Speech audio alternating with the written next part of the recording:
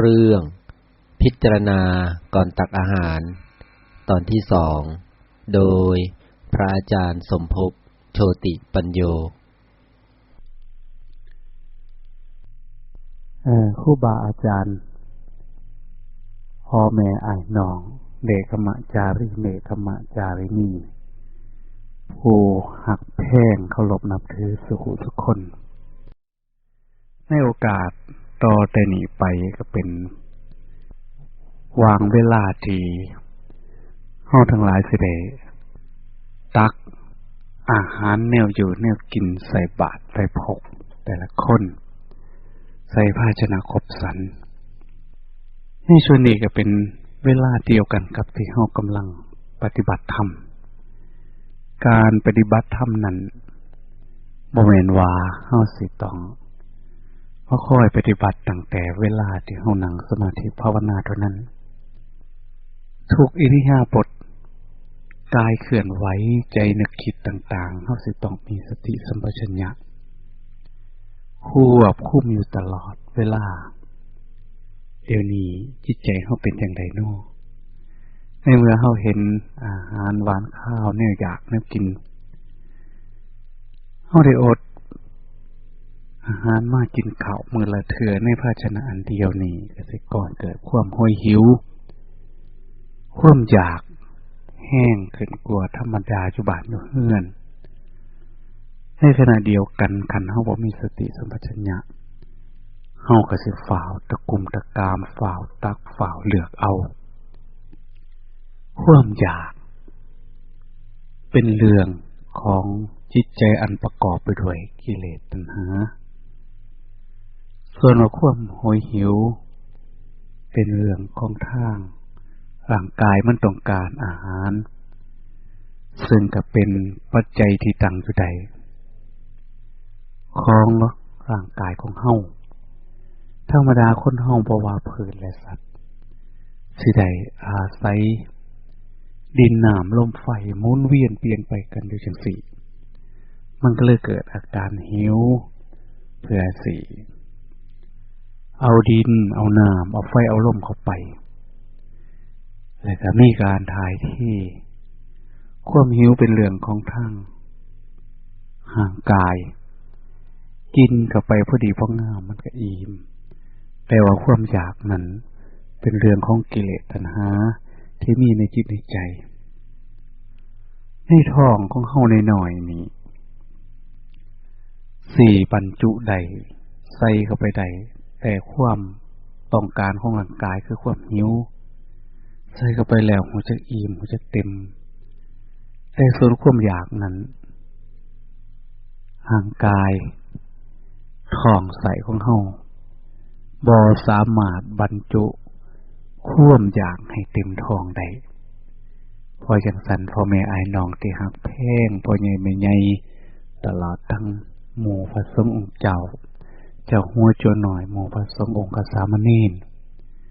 ขอให้มีสติสัมปชัญญะว่าเฮาสิรู้จักโภชนีมตัญญา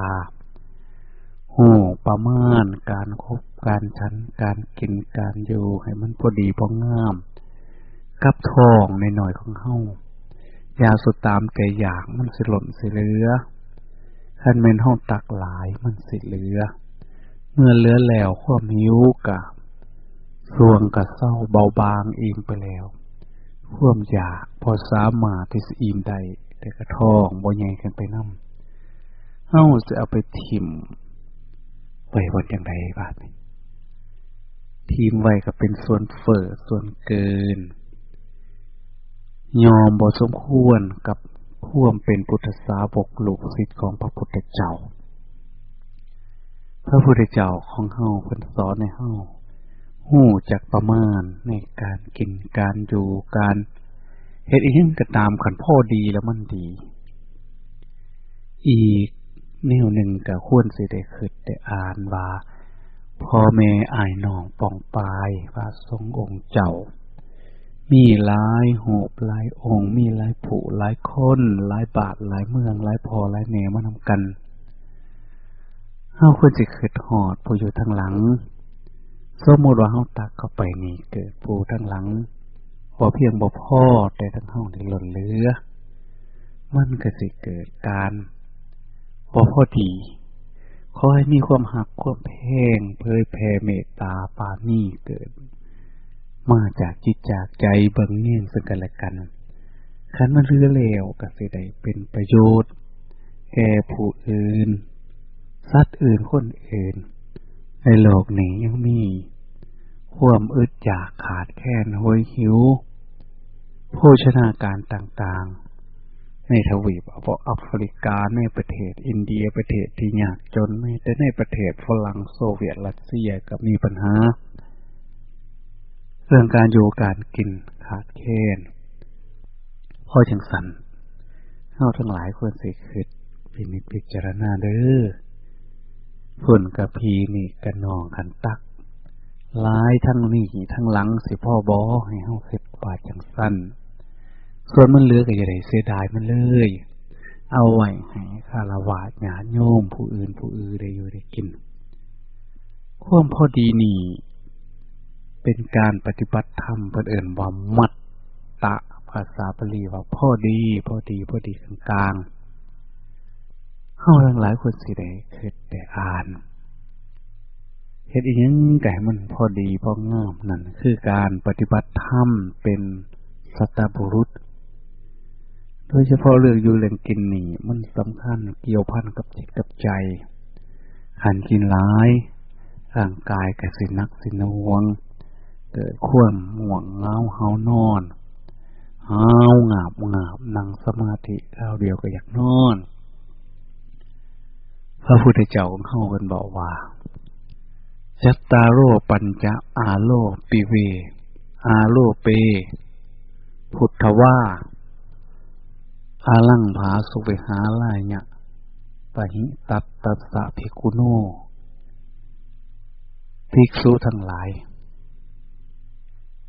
ย่ามือกินข้าวใกล้สิอิ่มเหลือ 4-5 คำให้เศร้าซะแล้วก็กินน้ำดื่มลงไปสิเกิดความพอดีอะลังแปลว่าสมควรพอดีภาสุวิหาลายะปะหิตัตตัสสะภิกขุโนสิเกิดความพอดีเกิดความผาสุกเหมาะสมแก่ภิกษุแก่บุคคลผู้ที่มีตนทรงไปแล้วจากเฮือนจากซ่านเพื่อประกอบความเพียรอย่าลืมว่าถ้ามันหลายไปนั้นมันบ่พอดีแล้วสิเกิดทุกข์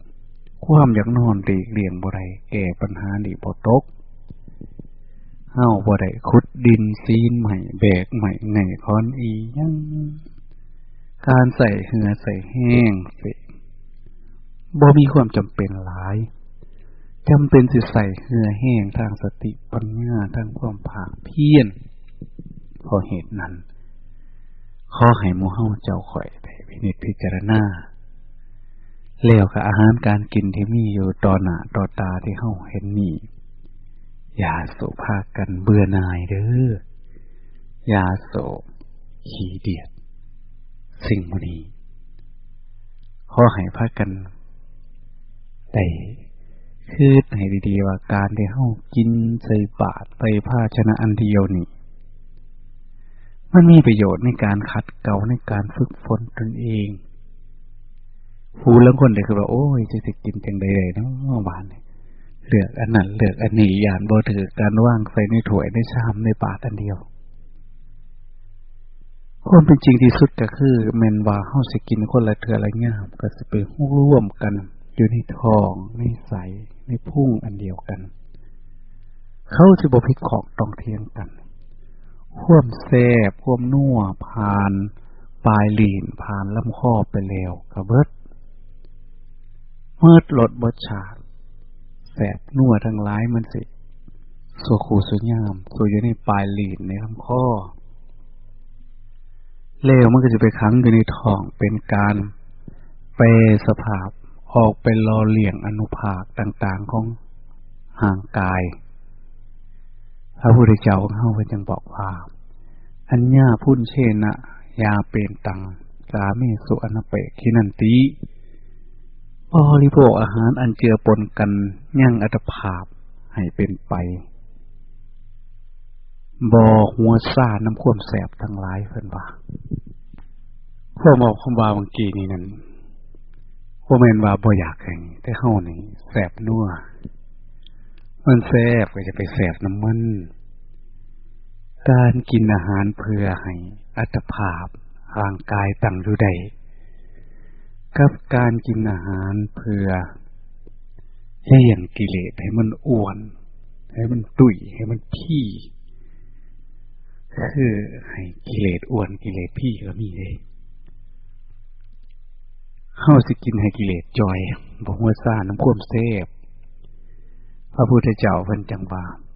กาเมสุอนาเปกขินันติแปลเป็นภาษาลาวอีสานบ้านเฮาว่าบ่หัวซ่าน้ำแซ่บทั้งหลายคันเฮามามั่วหัวซ่าน้ำแซ่บมันก็สิแล่นไปตามอำนาจของกิเลสตัณหาการกินอาหารนั้นเป้าหมายก็คือเพื่อหล่อเลี้ยงร่างกายให้อยู่เย็นเป็นสุขยังอัตภาพนี่ให้มันอยู่ไปได้เพื่อประพฤติปฏิบัติสิ่งที่ดีที่งามแต่ว่าการเฮากินอีกแบบหนึ่งตามอกตามใจความอยากความปรารถนามันก็สิไปตืมให้กิเลสอ้วนท้วนสมบูรณ์กายเป็นคนบ่สามารถที่สิควบคุมจิตใจเจ้าของได้การที่เฮาสิไปควบคุมเอาความโลภความโกรธความหลงอันเป็นตัวใหญ่พ่อแม่ของกิเลสตัณหามันก็สิเป็นเรื่องที่ลำบากเพราะจังสั่นเฮาก็เลยต้องควบคุมฝึกฝนตั้งแต่ของหยาบๆที่เฮาได้ฮู้ได้เห็นอยู่นี่ให้มันง่ายลงซะก่อนแล้วก็ค่อยๆเลิกลงไปถึงความละเอียดอ่อนของกิเลสตัณหาเพราะจังสั่นแม้แต่ยามกินข้าวพระพุทธเจ้าของเฮาเพิ่นค่อยเว้าค่อยว่าเว้าว่อนให้เฮาได้คิดอาคะทิโตอมุจิโตอนาชาปันโนพยทัสสาวีวิสรณปัญโยสาบินทะปโตปริพุนเชติบริโภคอาหารบิณฑบาตนั้นบ่ฝ่าวเขียวบ่ฝ่าวหย่ำบ่ฝ่าวกืนบ่หลงอ่อนซ่อนสยบเลี้ยวเห็นโทษเลี้ยวเห็นภัยหู้จักทางออกปลดปล่อยตนเองด้วยสติปัญญาความเบาจังสีมีคุณค่าทั้งด้านจิตใจการประพฤติปฏิบัตินั้นเป็นของละเอียดอ่อนพ่อใหญ่แม่ใหญ่อ้ายน้องที่ฮักแพงเอ้ยครูบาอาจารย์เอ้ยบ่แม่นว่าเฮาสิเฮ็ดคือเล่นเฮือนดอกนาเฝ้าตักจ้วงเอาแนวใดสิแซ่บแนวใดสินัวหมูสิได้หรือบ่ได้ก็สร้างทั้งหลังว่าแต่ขาพระเจ้าโหคานี่ได้โภชนีมาตันนุตุงเอาพุ่งเป็นประมาณในการบริโภคอิ่มเต็มท้องหรือแล้วค่อยไปทอกถิ่มสั่งหัวมันจังซี่เพิ่นก็เอิ้นว่าอนุโสตคามีแล่นไปตามกระแสของกิเลสตัณหาแต่ว่าคันเฮาเฮ็ดคือพระพุทธเจ้าเฮาบอกคอยตักเลือกพอดีกับท้องกับใสแสบบ่แสบกินก็บ่ฝ่าวบ่หีบบ่อีลุกปุบบับสดแล้วเขียวน้ำลายไหลมือนี่ปั่นคำเข้าไว้จ่ออีกมือนึงจับยัดเข้าไปยำพลวบกลืนเกือกเตรียมน้ำไปทาญาติมันแขนมันขังจังสี่บ่แม่นกินเลี้ยงร่างกายแต่เป็นการกินเลี้ยงกิเลสนำสิกินซากก็ดีสิกินไว้ก็ตามห่างกายร่างกายเฮาสิได้รับทอเก่าแต่ว่าคันกินไว้ๆบ่รวบกิเลสได้อาหารเลี้ยงให้กิเลสตามอกตามใจบ่สามารถที่จะทดกำลังบังชาของกิเลสให้อ่อนโตลงคันกินซ่าๆบ่ตามใจอยากบ่ตามใจเสพ เสพกระยาหัวมันหย่ำตัวเบิ่งลมหันใจไปนำเบิ่งจิตเบิ่งใจไปนำมันก็สิเฮ็ดให้กิเลสจ่อยกิเลสเพิ่นจักอ้วนเด้เพิ่นใดดังใจมาติบ่ฝ่าวบ่เหตุอาคะจิโตอมุตจิโตอนาถาปโนบ่ฝ่าวหย่ำบ่ฝ่าวกืนบ่หลงมัวเมาน้ำเสพหรือบ่เสพพญาทัตสาวีอาทีนวะทัตสาวีว่าเป็นผู้เลี้ยวเห็นโทษเป็นผู้เลี้ยวเห็นภัยในความหลุ่มหลงมัวเมานิสรณปัญญามีปัญญาหาทางออกจากกิเลสตัณหานั้นโดยการบ่ฝ่าบ่หิวเบิ่งแย่งเจาะเบิ่งการกินก็สิกินด้วยความระมัดระวังเริ่มตั้งแต่ตักอาหารเฮาก็สิตักอย่างพอดีพองามอยากแห้งๆก็สิบ่เอาหลายปานใดคันเฮาตักตามความอยากนั้นรับรองว่ากินบ่เบิดกินบ่เบิดหมู่ที่อยู่ทางหลังก็อาจสิบ่พอความเว้าความว่านี่บ่แม่นหวงบ่แม่นเพลงแต่ว่าอยากให้เฮารู้จักฝึกฝนอบรมจิตใจมื้อใหม่ๆมาใหม่ๆนี่อาจสิตักเหลือมื้ออื่นมาอาจสิบ่พอมื้ออาจสิพอดีโลกคู่มื้อนี้ขาดแคลนคนทุกข์คนยากยื้อแย่งแสวงหานั่นก็ย้อนว่ากินหลายกินเลี้ยงกิเลสนั่นบ่แม่นกินแต่ทั้งปากกินทั้งตากินทั้งหูกินทั้งดังกินทั้งอายทั้งขี้งกินทั้งจิตทั้งใจจึงต้องเป็นทุกข์ปัญหานานาประการเกิดขึ้นเพราะว่าญาติกันกินทั้งตาหาแนวมาให้ตาเบิ่งกินทั้งหูหาแนวมาให้หูฟังกินทั้งดังหาแนวมาให้ดังดมกินทั้งปากหามาใส่ปากใส่ลิ้นให้ลิ้นได้ซีมกินทั้งกายสัมผัสหนุ่มนวลกินทางอารมณ์ทางใจกินบ่จักอิ่มกินบ่จักเศร้าคิดจังสันคิดจังสิบ่ยาบ่เศร้าบ่แหลวบ่ทั่วเพราะเหตุนั้นการมาตักอาหารกินก็ดีการไปนั่งกินก็ดีขอให้ค่อยๆพิจารณาอย่าฝ่าวอย่าหีเด้อเฮาจะได้เห็นนำหน้าตัวกิเลสตัวตัณหาโตมันพาเฮาแล่นเฮาเต้นเฮาขึ้นสวรรค์เฮาตกนรกได้พิษของต้องเทียงหย่อนหยาดของหมู่นี้กันพ่อแม่ลูกเต่าพิษกันหย่อนมามื้อนี้มาฝึกมาหัดคักๆมาจอบมาซ้อมมาสิงมาเบิ่งเจ้าของเบิ่งกายเบิ่งใจมันเป็นจังได๋เพราะนั้นการตักอาหารของเฮาก็ขอให้ตั้งอยู่ในสติสัมปชัญญะแล้วก็อย่าลืมผู้เพิ่นมาสนับสนุนมาเลี้ยงเกียรติเพียรมาเพิ่นอยากได้บุญได้กุศลนำเฮาผู้ลางคนทั้งมาปฏิบัติผอมทั้งมาเลี้ยงหมูนำพี่น้องทั้งเมืองเลยเป็นวาวจ่อยๆยังบ่ทันมีลูกมีเมียออกเงินมาผู้เดียว 4,000 มาซื้อแนวอยู่แนวกินเลี้ยงพี่เลี้ยงน้องผู้ประพฤติปฏิบัติธรรมตนเองก็มานุ่งขาวห่มขาวประพฤติปฏิบัติธรรมนำเงินทองเรานี่ไปทำการทำงานกรุงเทพกรุงไทยเก็บหอมรอมริบด้วยความยากความจนพัดภาคจากพ่อจากแม่พี่น้องไปได้มาแล้วแทนที่สิไปมวนไปซื้อสือ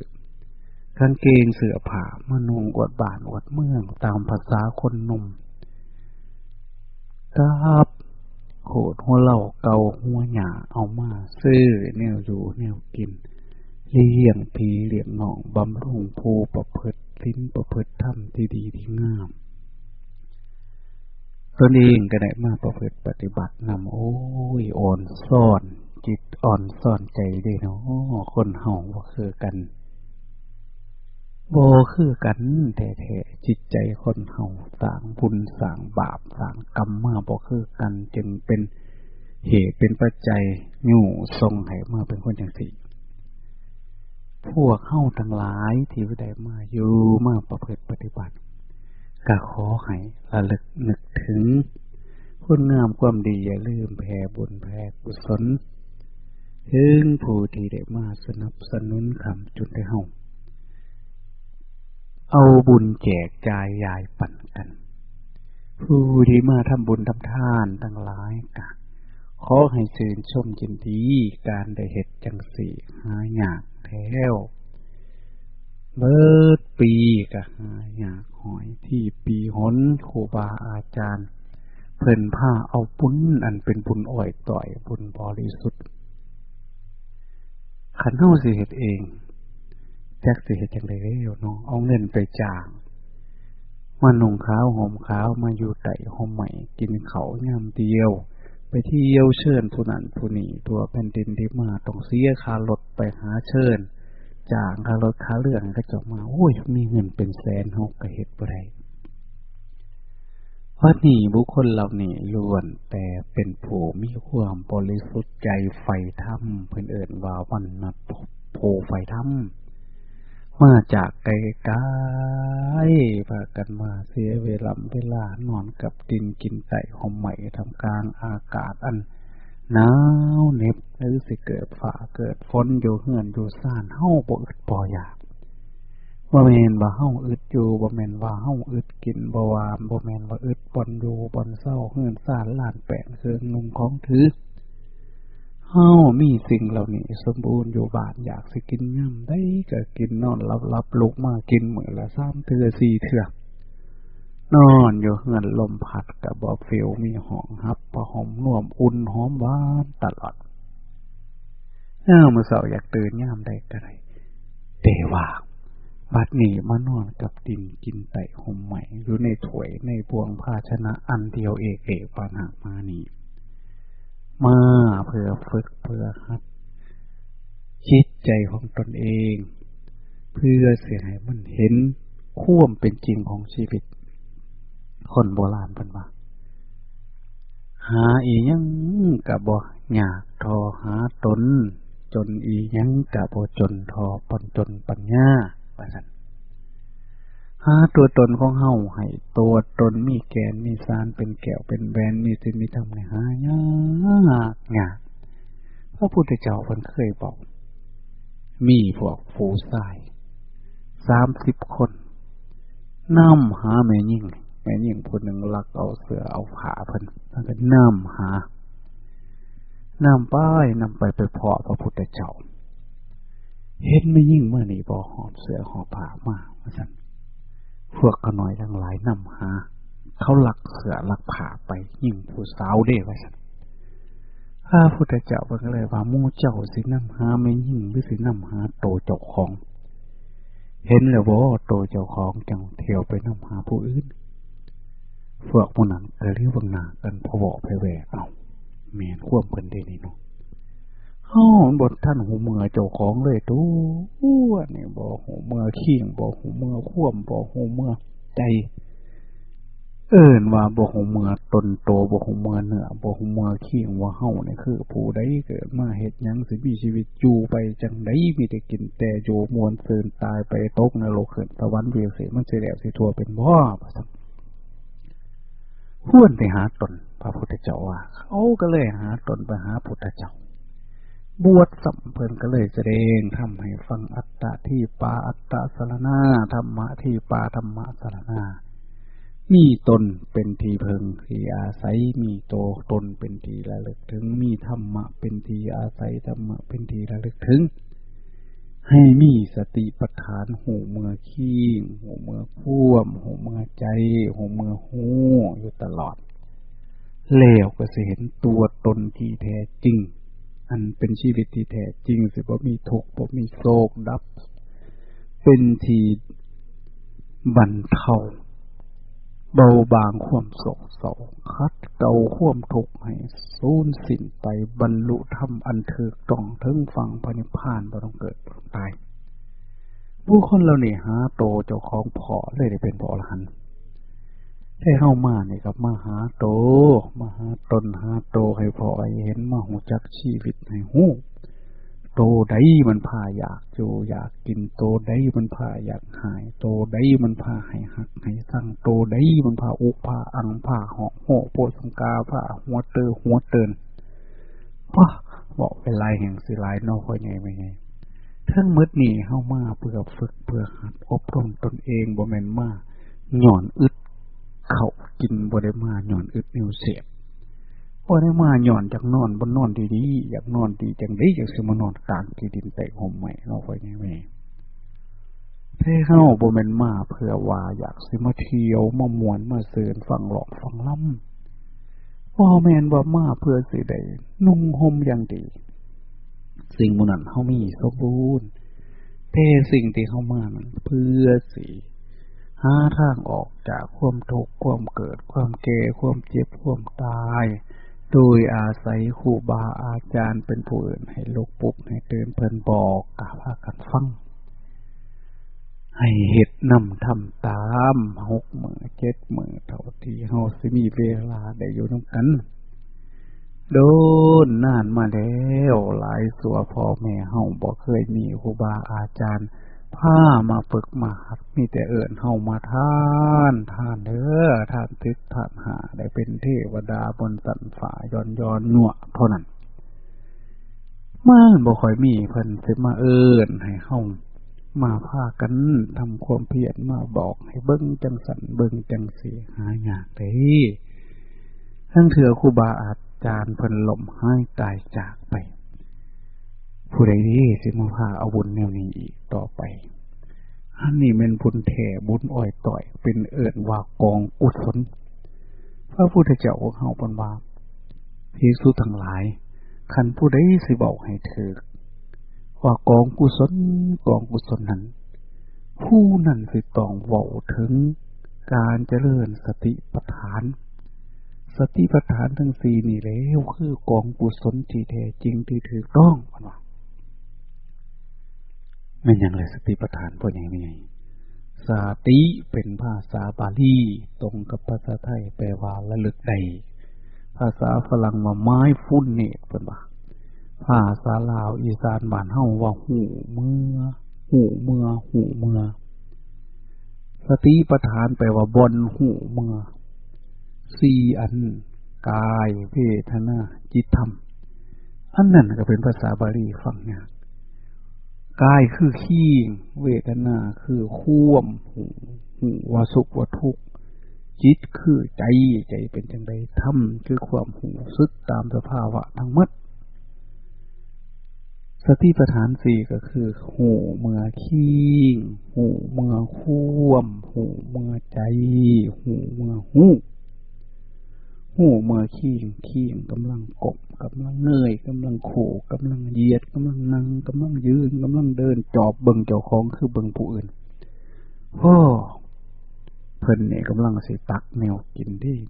เพิ่นนี่พวกนั่งอยู่เพิ่นนี่พวกยืนเพิ่นผู้นี่พวกย่างบ่แม่นเฮาอยู่นี่เบิ่งกะคักให้คือเบิ่งผู้อื่นคันเบิ่งอันนี้ยากหูเมื่อโตยากก็มาหูเมื่อความสุขความทุกข์ความอยากตักหลายๆความอยากกินเสพความพอใจความบ่พอใจบ่พอใจเด้อยากไล่ครูบาอาจารย์บอกมีแต่แนวสิหายน้อเฮ็ดอันใดก็คือจังบ่ฮักหูมือมันเข้าไปบ่แม่นเฮาเป็นผู้สั่งบ่แม่นเฮาเป็นผู้อยากไล่เขาผลบักกิเลสพุ่นน่ะคั่นน่ะก็หูมือใจหูใจล่ะใจเฮานี่แล้วว่าไงไม่ไงอ้ายน้องที่ฮักแพงใจเป็นจังได๋เด้ใจฝ้าวอยากกินฝ้าวอยากยำฝ้าวอยากตักเอาหลายๆบ่หรือว่าใจสงบใจ ใจสบายใจอ่อนซ่อนสาดเจ้าของเด้ก็มาบุญหลายแผ่นห่อได้มาประพฤติปฏิบัติธรรมนำเพิ่นครูบาอาจารย์หรือว่าใจบุญไหวอยากหนีกินโบแสบกินยากกินซ่าตื่นแต่เด็กลุกแต่เสากินเขาสวยๆเป็นแต่จะเป็นโรคกระเพาะตายเป็นโรคขาดอาหารตายอัมพาตตายแถวผ้านังรถใจมันพาเป็นกิเลสอยู่นี่ใจมันพาเป็นห้าวอย่าไปเขียดอย่าไปคมอย่าไปอียังมันหูจากมันจากสิขั้นนั้นก็โหเมื่อหูผู้ใดเป็นผู้หูจอกหลอกแจกแหลกหูว่าฮักหูว่าสั่งหูว่าเหมิดหูว่าแจงหูว่าเจ็บหูว่าปวด